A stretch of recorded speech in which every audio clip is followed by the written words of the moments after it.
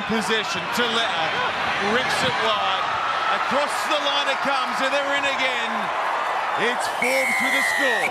So good at exposing the frailty of one defender's decisions. Clutches his right hamstring there. Islanders, almost a mishap in attack is what led to the line break, but great reaction from Reece Patchell to follow. Ratumaitavuki-Kneepkens. They do go right.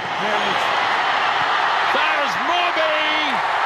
So we're sort of crawling slowly, ever so slowly towards the end of the Super Rugby season, and of course, perfect timing to get this lovely classic. I haven't been paid by classic, by the way, but heritage jersey, which is due to be played by the Highlanders this coming weekend, depending when this video comes out. But it's gorgeous, and of course they've done with every jersey for every Super Rugby team in New Zealand. But anyway, we are edging closer towards the business end of Super Rugby season, which also means that the All Blacks, the first All Black squad is going to be named, and to continue that, just looking at looking at different positions, talked about the captaincy, I guess this week we'll look at fullback. That's another position of intrigue for Scott Robertson and the new wise men to ponder ahead of the naming of the first All Black squad. There's a particularly interesting one this year. A couple of factors obviously to consider. No Will Jordan, he's out for an indefinite period of time. At best, maybe looking at the returning in time for the end of year tour to Europe. Beauden Barrett is coming back. Guess question mark, is he going to play first five or is he going to play fullback? I guess we shall see. So that certainly leaves the door quite open now. Of course, in recent times, of course, the All Blacks haven't really played they haven't picked many specialist fullbacks per se. They've had a couple of outside backs, inside backs, your Jordy Barrett who could play fullback, certainly utility players. But I guess, so I expect a bit more of that to continue. But of course, obviously, it's a fresh start with this new coaching trio, and it'd be, I guess, and it will ultimately, I think it will certainly come down to whichever players have shown form in this season's Super Rugby in the last couple of seasons. Because look, it's important I say that because that puts someone like Sean Stevenson, who, credit to him, has stayed with the Chiefs. He could have easily gone overseas. I guess, because he's sort of on the older end in terms of New Zealand rugby players. He could have easily gone to Japan, France, Ireland to go and earn a bit more money. But he's decided, good on credit to him, he's decided to stay with New Zealand rugby for the next couple of seasons. Has continued his form with the Chiefs. In terms of offloads, line breaks, he's pretty much at the top. Maybe not quite as prolific as. Perhaps maybe not quite as prolific as last season, but still having a decent season. I think you should, and I think we'll be in a shout for the All Blacks, particularly if Damien McKenzie is going to feature prominently. There seems to be a very, very good foil for D-Mac and Stevenson.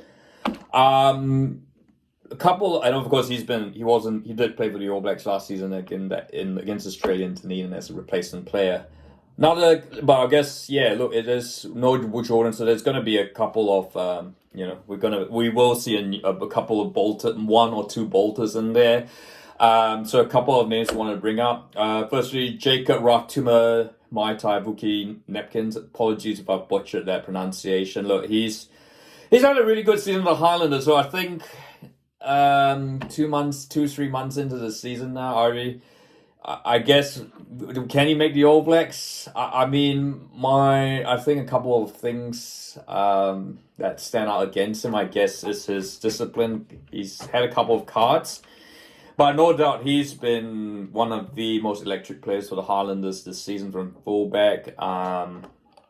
Certainly, along with Fakatava, he's been pretty much the Highlanders' offense. 30 defenders beaten. He's up there, in terms of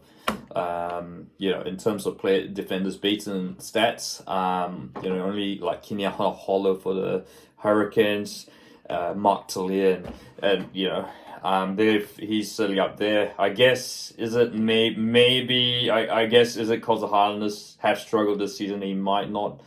I guess that tends to be a markdown against players making their appearances for the All Blacks. Maybe a wider training squad player, I guess. We shall see, but I mean, that's I think Stevenson probably has a better chance than, I'm going to call him JRK. But I mean, if JRK does make it into the All Blacks, then he's for one. And I'm not saying this as a Highlanders fan. I think he's one certainly deserves it. A couple other names sort of been mentioned. There's what's his answer? I keep getting mixed up. Let's talk about Ruben Love first. Ruben Love is sort of a player who has featured for the Māori All Blacks, has sort of been mentioned as a future All Black. He's had a very solid season with the Hurricanes. Interestingly enough, it is Josh Morby who's had more tries, although I think quite a few of those were against the Rebels. But yeah, Ruben Love certainly has played a lot at fullback. He's sort of been mentioned as like a future Bowden Barron, that in the terms that he can play number 10 and number 15.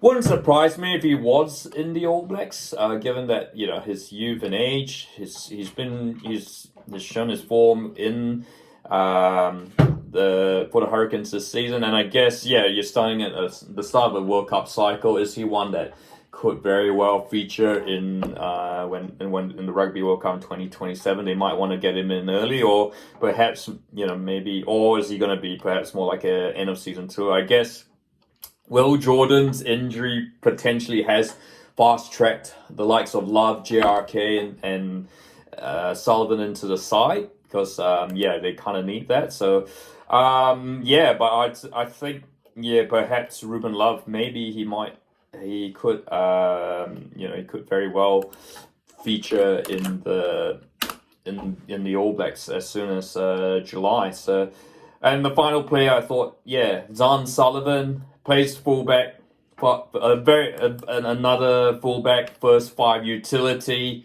in the same role as Ruben Love.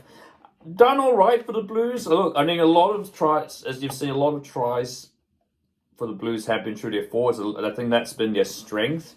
But Zahn Sullivan, certainly, I think you need that pivot there. And Zahn Sullivan certainly has been coming up for the Blues. He's one with a lot of potential, I guess.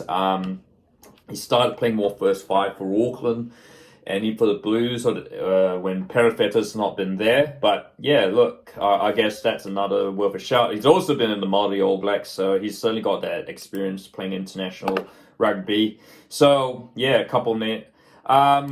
Actually, one more name should be mentioned. Chase Pihaki for the Crusaders. Chase Pihaki for the Crusaders. Look, he's still 23 years old. It might just be might be a bit too soon for him to call up. Although he has done all right in a Crusaders backline that's kind of struggled. With the return of Johnny McNichol from overseas, I think that backline seems to have functioned. Pihaki has started to show a bit more what his talent could offer. He can play centre, he can play wing as well. So another utility player. But again, perhaps a bit too soon. He could, unless there was a bit of an injury crisis. So I think it'll be interesting to see. But those are the fullbacks again. JRK, Jacob Ratumaitavuki-Kneepkens. Talked about Zahn Sullivan, talked about Sean Stevenson, Ruben Love, and Che Fiaki. Which one of those are going to feature in the All Blacks first squad of 2024? I'd like to hear your thoughts. And if you like this video, if you like it, don't forget to subscribe.